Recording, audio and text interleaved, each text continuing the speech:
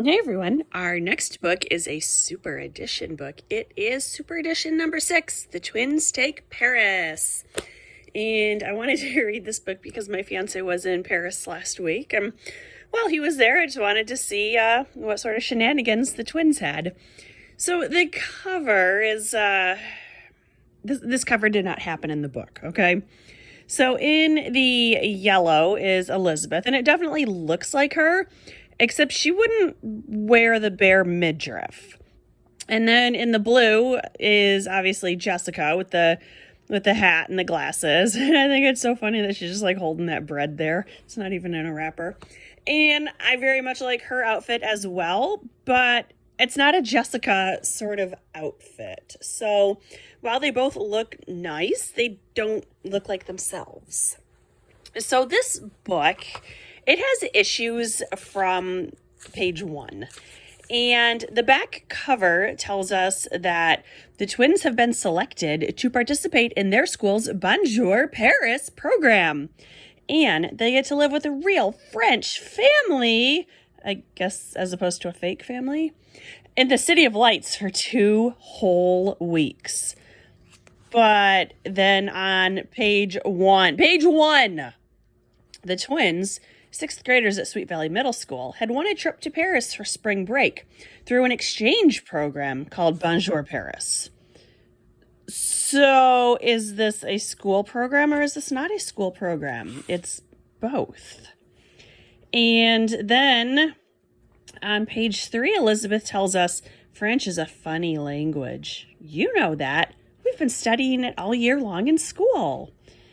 And no, they haven't. They have never, or at least if they have never mentioned it once. And the back cover tells us they're going for 2 weeks. The book itself tells us they're going for 1 week. So this book is just a mess, and it seems pretty obvious whoever wrote the back cover description didn't actually read the book. But okay, let's go with it. So they are going to stay with a family called the Montclair family. And there is a teenage boy in the family. So just, of course, Jessica just assumes it's like going to be her dream vacation boyfriend. But the day before they leave, they get a letter from the family saying that due to a family emergency, they can no longer host the twins. But they have found a very nice widow woman who is going to watch the twins for them.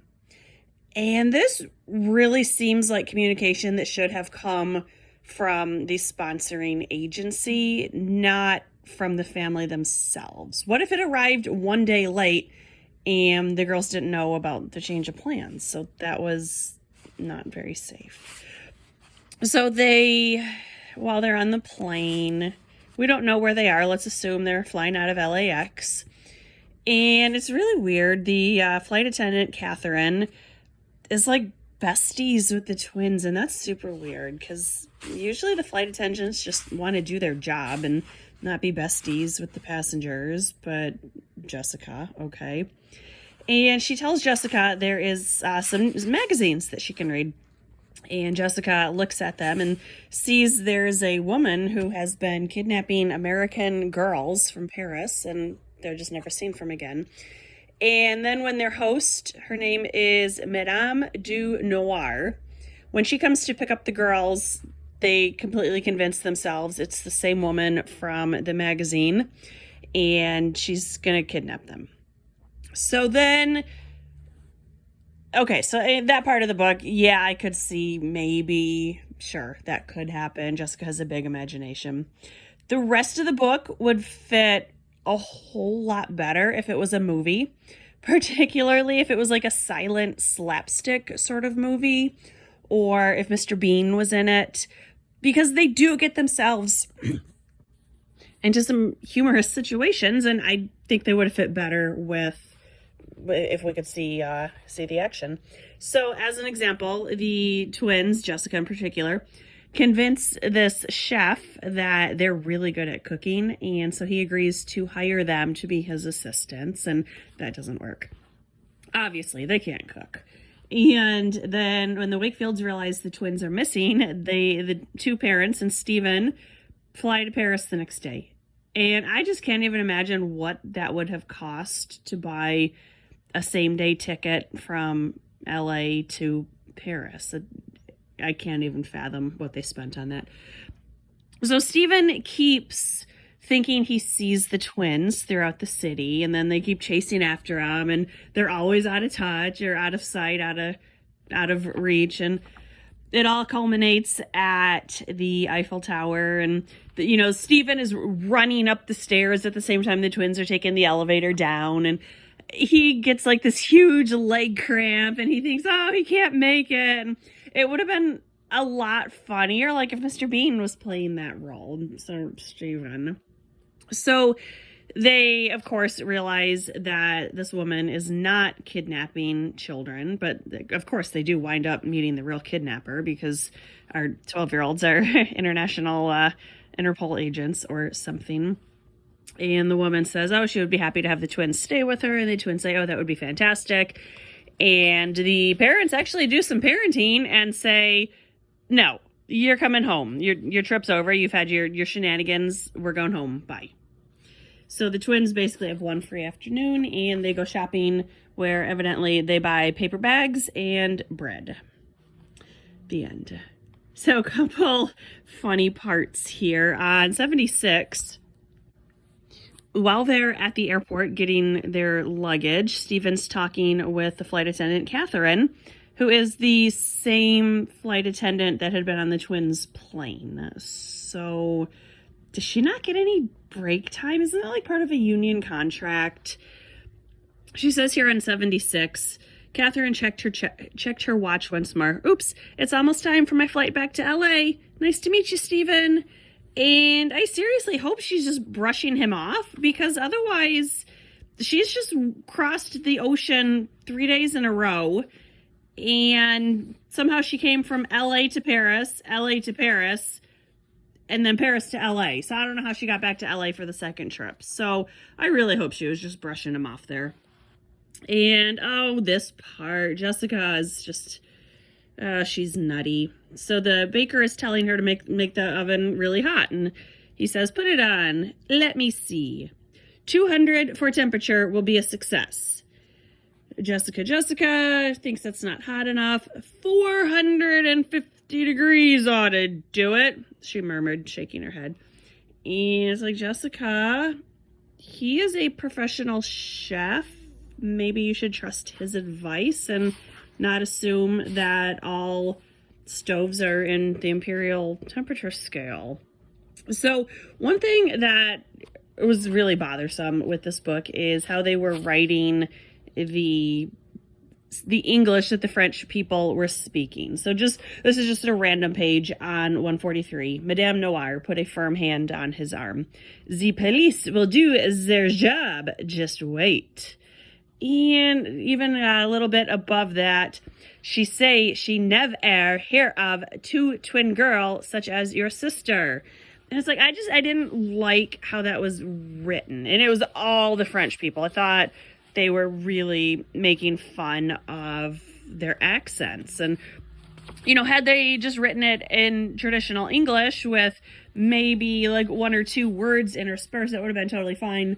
But I didn't like it. It made the French people seem silly, and honestly, they should be commended for how well they speak English. 151. Mr. Wakefield is an idiot. So they finally realize that the girls are at the Eiffel Tower. And anyone who's been to Paris knows there is a metro system, and it's a pretty decent one. Alice. Oh, Ned, I was so worried. Let's go down and get a cab. Ned. Forget a cab. I can drive us there faster than any cab driver. I bet I can rent a car downstairs at the front desk. And I mean, they live outside of Los Angeles. Have they never seen big traffic? I'm guessing there's not a ton of parking spots near the Eiffel Tower. I have been there. I don't recall seeing a single parking spot. And of course, he is going to get stuck in a traffic circle. And it's just utterly preposterous that he thinks it's faster to rent a car and to find a parking spot than it would be to take a cab or the metro. At another point, they decide they need to hide, so they're going to go hide inside the Louvre, which is not a terrible idea. There's a lot of people there, a lot of places to get lost. But just for giggles, I looked up the current price to get admitted to the Louvre is 15 euros per person. And the twins are telling us they have no money, and they even had to help the baker in order to sleep on his cot overnight. So I'm not, and they each had their own cot. It wasn't like sharing a bed with him or anything gross. Don't worry about that. I don't know why a baker had cots in the back of his shop, but okay. Yeah, this is creepy now that I think about it. So they're so poor that they can't even afford a hostel, but they can afford 15 euros per person. Yes, they were francs at the time. This doesn't make financial sense. And then they're going to eat at the Louvre Cafe. And it's like, that's probably one of the more expensive places. And then they just have hot chocolate. So that was silly. And then the other thing that really did not make sense is how often everyone kept talking about visiting the Bastille. And the Bastille was torn down in the 1790s. So I definitely hope they were just talking about the Bastille area or the Bastille neighborhood, because the prison is not there and it has not been there for a long, long time. So this book felt more like it would be part of the Sweet Valley High series with the international travel and they're running into kidnappers and the shenanigans. And I didn't hate it. I think it would have worked better as a TV show or one of those movies that is intended to be a drama, but it's so poorly done that it becomes a really funny comedy. So, if you like reading about the Louvre and the Bastille, you might like it. It was exactly what I was expecting. So yeah, it was okay. It was fine. It was fine. So the next one, I don't know. I'll probably go back to the main series. I'm still at the Charm School Mystery, so I'll probably head back to that one. Or maybe I'll do some super chillers. I don't know. But I will get another one posted. This was The Twins Take Paris. Where do they take it? They never actually say. Thanks for watching. Bye.